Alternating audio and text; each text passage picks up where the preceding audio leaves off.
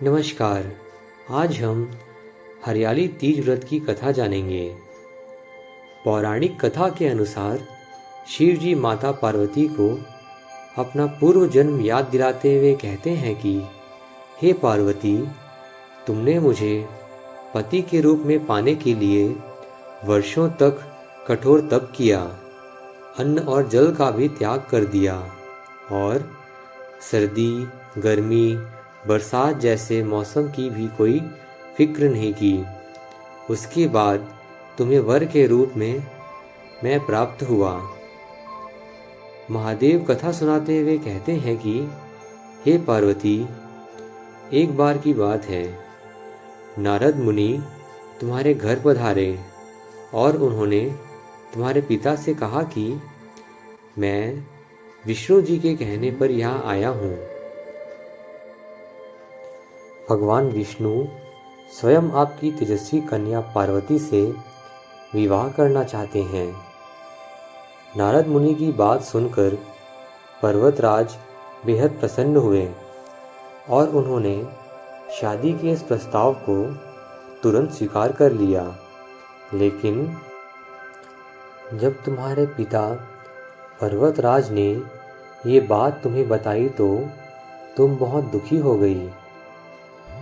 महादेव आगे कथा सुनाते हुए कहते हैं कि जब तुमने अपनी सखी को यह बात बताई तो उसने घनघोर जंगल में तुम्हें तप करने की सलाह दी। सखी की बात मानकर तुम मुझे पति के रूप में प्राप्त करने के लिए जंगल में एक गुफा के अंदर रेत का शिवलिंग बनाकर तप करने लगी। शिव जी माता पार्वती से आगे कहते हैं कि तुम्हारे पिता पर्वतराज ने तुम्हारी खोज में धरती और पाताल एक कर दिया, लेकिन तुम्हें ढूंढ नहीं पाए। तुम गुफा में सच्चे मन से तप करने में लगी रही। सावन मास की शुक्ल पक्ष की तृतीया तिथि पर प्रसन्न होकर मैंने तुम्हें दर्शन दिए और तुम्हारी मनोकामना को पूरा करने का वचन देते हुए तुम्हें पत्नी के रूप में स्वीकार किया।